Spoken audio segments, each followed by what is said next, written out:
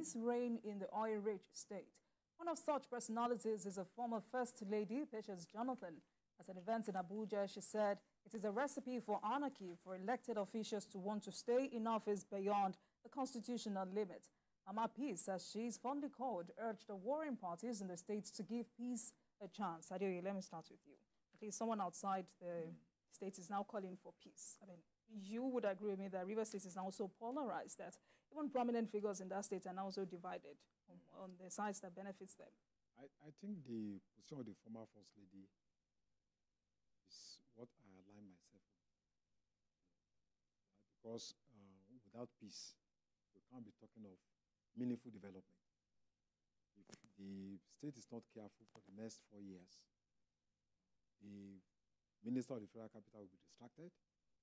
The Governor of Rivers State will even be more distracted, And there's no way you can face distractions and at the same time, very major distraction, and then you have time to, perform your civic responsibilities. So I think I support the position of the former First Lady.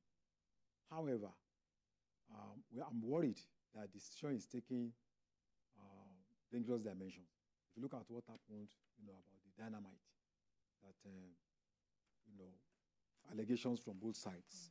We don't know whether it was planted by by third parties to create more crisis, or maybe some people in government in Rivers even knew about it, to use as a form of propaganda to seek sympathy from the people.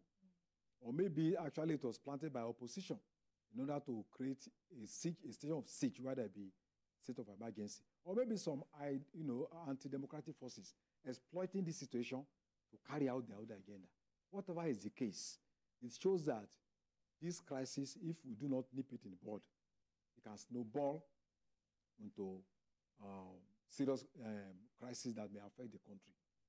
In 1964, the crisis in Western region was just localized, but eventually it took a national dimension. So we should not underestimate what is going on in Rivers State.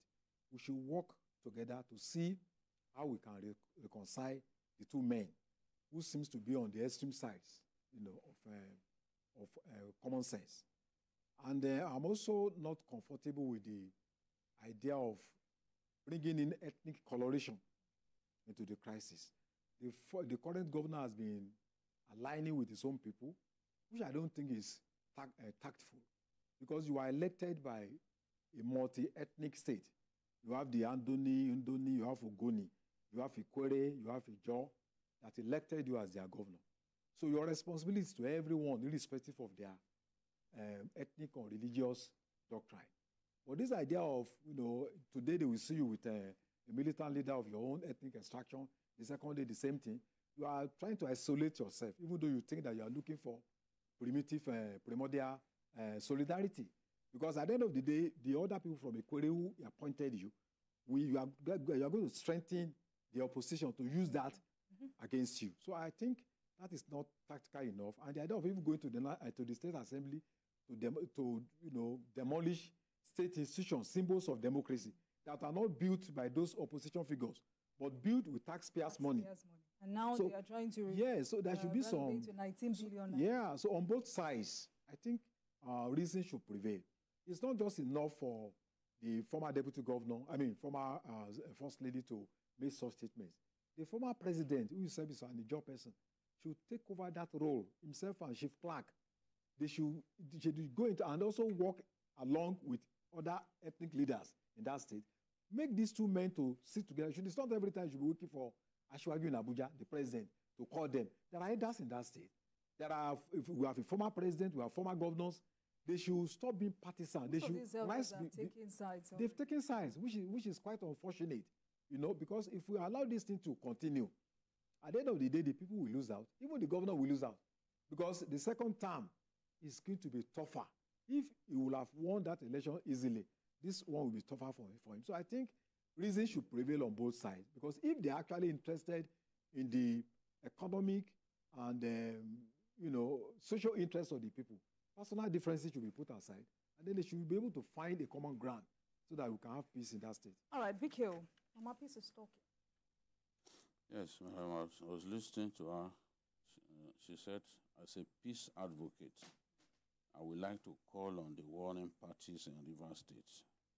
Whatever happens here concerns me because this is my state. They should sheath their swords and let peace reign. No development can take place in an atmosphere of chaos. Election has come and gone. Now it's time for governance. As a political office holder, remember that power is transient. It will end one day. So I think the message is clear from Mrs. Jonathan. There's a need for Fubara and Wike and their supporters to take things easy. Look at what Fubara did by demolishing the assembly. Look at how much he says he's going to spend now to rebuild the assembly. There are other things begging for the attention of the government. You are going to squander more than 15 billion. That's for a demolition that you shouldn't have carried out in the first place.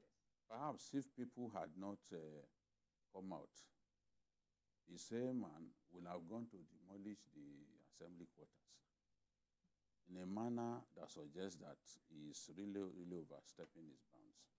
People wonder, oh, it's like Jide does not like Fubara. I have no reason to like anyone. Just do what is right.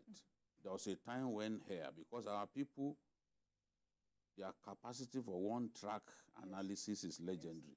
There was a time when we came here and I was telling Wike that, look, you can't defeat a sitting governor. People will recall. For all of these people that for them, you must not even criticize their gods. They have all kinds of gods all over the place. If you criticize their God, they will never remember that at one point you even praised them. Yes. When this same Fubara announced that they were going to build the express road cutting across like 5 local governments or so, 5 or 6 local governments, we came here to praise him. Because even the size of the contract, only a state like Lagos can contemplate it. And we said, this is good. But if a governor distracts himself and starts doing what makes absolutely no sense, you still want me to sit here and praise him the way I praised him when he started a road project cutting across 5 or 6 local governments with overhead bridges in between. You want me to praise him for demolishing an assembly complex? Of course, I'm not like you. And I don't support people permanently. You may be my friend today. The next day, we are no longer on talking terms. It happens. So this is the thing. I can't see you turning yourself to a loose cannon. You demolish an assembly complex. Then you went to assembly quarters where the lawmakers live. And you are also contemplating demolishing it. What you and people expect me to keep quiet? No, I wasn't trained like that. People bigger than Fubara, we criticize them. That's correct. So because somebody has become governor just yesterday, he's too big to be criticized? No. If he's 3 times his size, we will still criticize him if he does what is wrong. That's the thing. There's no sentiment about it. You can abuse me all you want, and we still do the same thing. You can't demolish assembly quarters. I'm happy that even Rivers stakeholders, some of them got up, because not everybody that is blinded by ethnicity, they came out and said, no, you can't do this. That assembly quarters is the best in Nigeria. Not even in Lagos will you find something like that.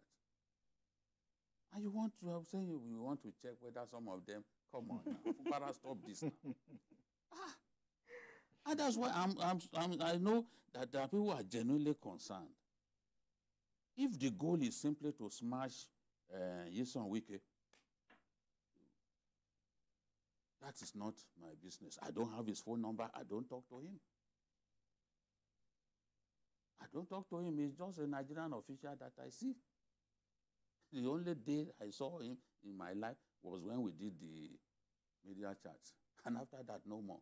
Has anybody seen me in River since then? I've not gone to River since then. But if he does something right, I will praise him. If he continues to fix roads in Abuja the way he's doing, I will praise him.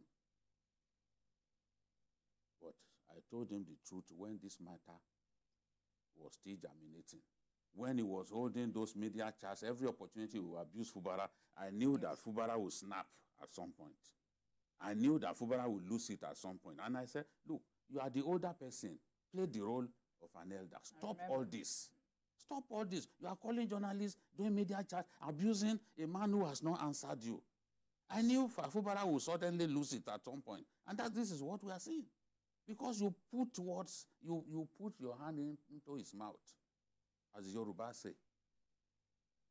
So, but whatever it is that they are doing, they must know that peace is paramount.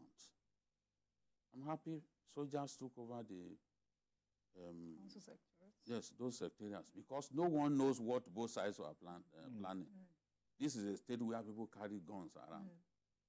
Yeah, I even started seeing videos of non-state actors brandishing weapons. Some of them wearing a mask and then going around with weapons. So we don't want a breakdown of law and order. That's why we are saying all this. And I'm happy that my patients too has come out to say, sheath your swords. Let peace reign. Stop the nonsense that is going on. Stop threatening the peace of one of Nigeria's most critical states. So that's what we want. But I know they will not listen. I can almost bet that they will not listen, because the politician, the Nigerian politician, is so devious that it is what is ahead of him that he wants to get, that is looking at. You are advising him, it's not bother. His eyes are on that thing. And they are so crazy for power. They are so crazy for power that they can do anything. They can take a life just to attain power. So this advice, I know at this stage they will not listen. They will not take the advice. But I will still advise them to do what is right. Take Mama Patience's advice. Do what is right. Stop the nonsensical demolitions that are political in nature. Do what is right. Wike did not take advice when we advised him. Thank God, these days everything we say is on YouTube. When some people lied against me that I predicted that El-Rufai will not be re-elected, I said, thank God, it's on YouTube. Play where I said so. Play where I said he will not be re-elected. They couldn't find it because I never said so. Till today, some people believe that I said so. Well, I never said so. The only thing I said was that it would be more difficult for him this time than that last time. And that was what turned out. It was much more difficult for him that last time than the first time. If you see the quantum of votes that he got, is nowhere near what he got the first time. The number of local governments that he won, lower. The number of assembly seats that APC won in the second election, because it's done concurrently, much lower than the first. And you said, I said, he will not be re-elected. Thank you. You must not criticize their gods. That is the thing. Once you criticize their God, they will start saying all sorts of rubbish. Oh, you are abusing Fubara. Who is Fubara that we cannot abuse him? Who is he? Is he not a politician that started yesterday? So because he's now governor of Rivers, we must not criticize him. But you will be happy if I criticize Wike. You will be happy. Come on. Nigerians for you. Adu, quickly, final take on this. Well, the statement of the former First Lady should be giving practical content. It's not just enough for him to make a statement. Himself and the former president, they are from that area. They should take practical initiative to bring the two sides together by inviting them, visiting them, and talking to them. It's not just calling on them. But I don't think on their own they will agree for peace unless there are external factors that are stronger than them. All right, gentlemen, let's move on quickly. Just when it seems victory has been achieved in the fight against terrorism, terrorist talk to remind us that the war is far from being won.